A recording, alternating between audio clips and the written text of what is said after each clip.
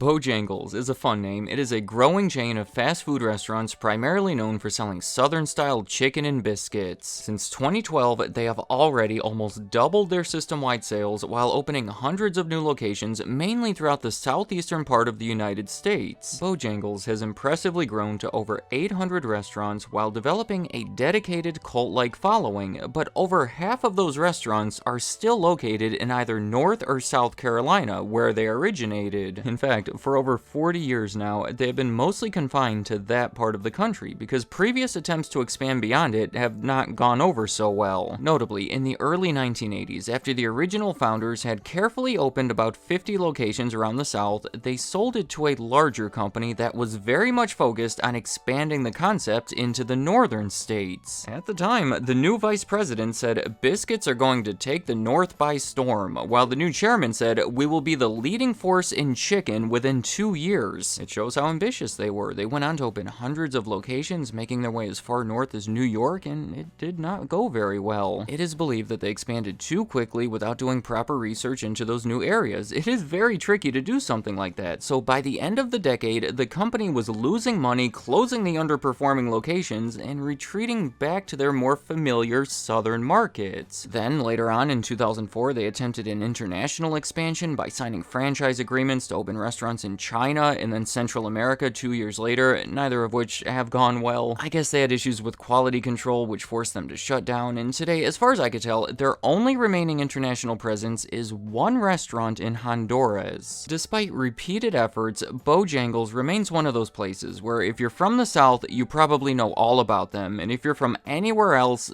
probably not as much. But that may be changing. Bojangles is back at it again with a new plan to expand into new markets all around the country that seems to be more aggressive than any of their previous attempts. It's pretty wild. According to their CEO, they're on track to becoming a household name across the country, and their goal over the next 3 to 5 years is to grow, grow, grow. They are in the process of opening new restaurants in new markets all over the place, notable ones being Dallas, San Antonio, Orlando, all the way up in Chicago, and all over the West Coast. Bojangles has already signed deals with separate franchisees to open 20 of them in Las Vegas, 20 of them in Phoenix, and 30 of them in Los Angeles, along with an additional 10 of them inside of Travel Centers of America locations in the West. I recommend you look into it to see any plans they may have for your specific region, but if it all goes according to plan, there is a fair chance that Bojangles may finally be expanding near you. For this video, I want to talk about the concept a bit while identifying some of the main reasons why I believe that these recent expansion efforts have the potential to succeed. The first reason that I'm going to give is the southern theme associated with these restaurants, because it is very intentional. The first Bojangles was opened in 1977 by Jack Folk and Richard Thomas, who both had experience operating fast food restaurants and set out to open their own concept that would stand out from the others by having a southern theme as far as the menu, the appearance, and it goes all the way down to the unusual name of it. Bojangles, you have to admit, is a name that stands out, and it comes from a country song called Mr. Bojangles that was made popular by the Nitty Gritty Dirt Band in the 1970s that was originally written and performed by country singer Jerry Jeff Walker 2 years earlier. Now, he based the song on a man that he had met in jail in New Orleans who didn't want to give his real name and called himself Mr. Bojangles, which in itself was a reference to a tap dancer and overall entertainer named Bill Robinson. Now, he broke a lot of barriers for black entertainers back in the 1930s and 40s and was even considered the highest paid black entertainer during that time, so it's a catchy name with a southern identity that has a few different layers to it. To further promote the southern theme, Bojangles has been associated with NASCAR in various ways, sponsoring a Labor Day race in South Carolina for 7 years starting in 2012, and they have worked with Dale Earnhardt Jr. to promote the brand. And you could easily argue that having such strong ties to the South could be viewed as a setback. Maybe that's part of the reason they have struggled to expand outside of it so far. That may be a fair point, but unlike before, I want to point out, out, they have been making adjustments to better accommodate to the new areas as far as the menu and marketing, more on those later. Plus, a theme like that could easily work to their advantage. And plus, it's not like there hasn't been a precedent set for Southern-style chicken restaurants succeeding in the rest of the country, with places like Kentucky Fried Chicken or Popeye's Louisiana Kitchen. There's a lot to think about there. So moving on to the next reason on my list, just like any other restaurant, so much of Bojangles' past and future success relies on their menu, and they have always emphasized the quality of their food. The chicken that they serve is cooked fresh, never frozen, and marinated and breaded in this extended process that takes many hours. Originally, Bojangles only served spicy chicken. In fact, their iconic orange and yellow coloring was partially meant to reflect that spiciness, but over the years they have introduced milder versions of it that will likely be more appealing in many of their new markets. Along those same lines, in 2021, Bojangles started a boneless chicken menu that has since become really popular. In fact, in many of those new markets, the plan is to offer a simpler, more limited selection. They have been experimenting with boneless chicken being at the center of the menu and may not even offer their traditional fried chicken. It makes the new restaurants easier to open, easier to operate, and might be a smart way to enter new areas. The other menu item that they are most known for is, of course, their biscuits. And I'm not just talking about any ordinary biscuits. These are made by certified biscuit makers. 4,500 people have been trained to make them in the restaurants from scratch every 20 minutes using a 49-step biscuit making process. That is a lot of steps, and many of the newer locations even feature a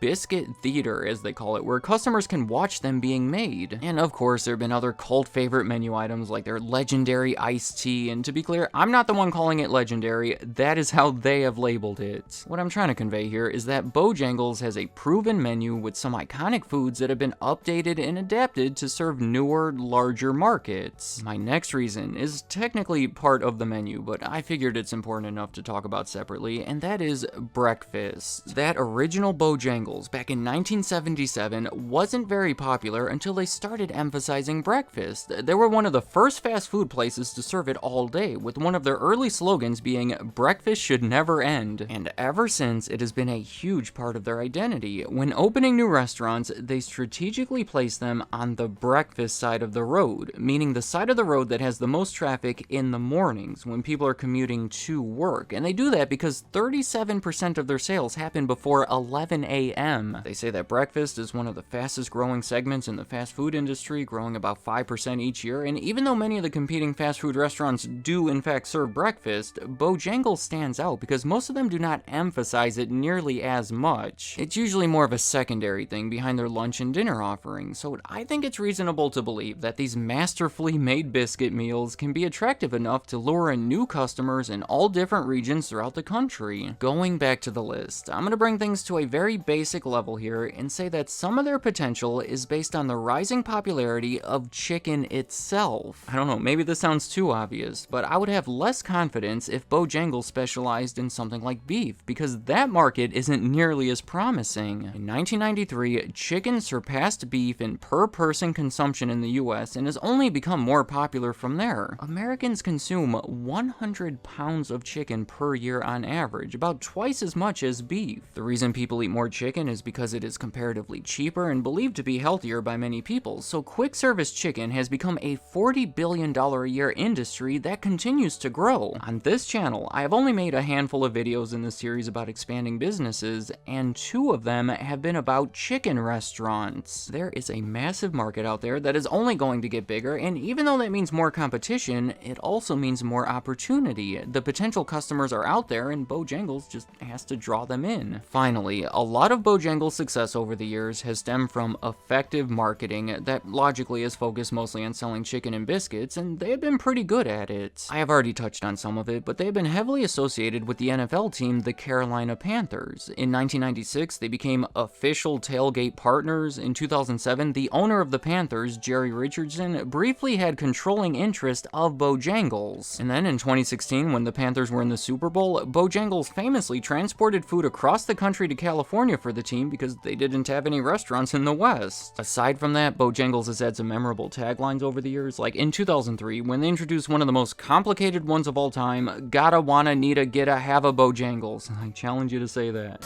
Gotta wanna needa getta have a Bojangles. Oddly enough, that one led to a lawsuit against competing chain Hardee's because they started using it to promote one of their biscuits. In 2010, they started using their new slogan, "It's Bo Time," probably their most successful and the one that they still use. I think it's funny that they created their own emoji app called Bomoji, maybe a little lame and not the most effective, but I have to respect them for thinking outside the box like that. Then in 2020, they redesigned everything. They came out with new packaging, new uniforms, a new logo that took away the apostrophe from the end of the name, I guess to simplify it, make it look more modern, and position them with a fresh look to attract new customers throughout new parts of the country. All continuing efforts to stay up to date and make people want to buy their food. Let me know in the comments, what do you think about Bojangles? If you have been there before, likely in the South, what is your review of the food and the experience? And if you haven't been there, are you curious? If they do happen to start opening in your area, are you going to check them out and maybe become a regular, or are you simply not interested?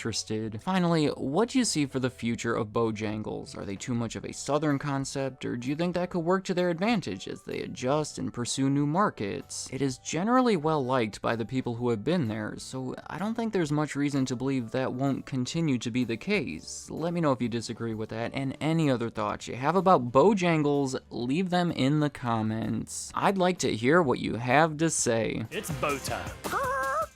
Thank you for watching.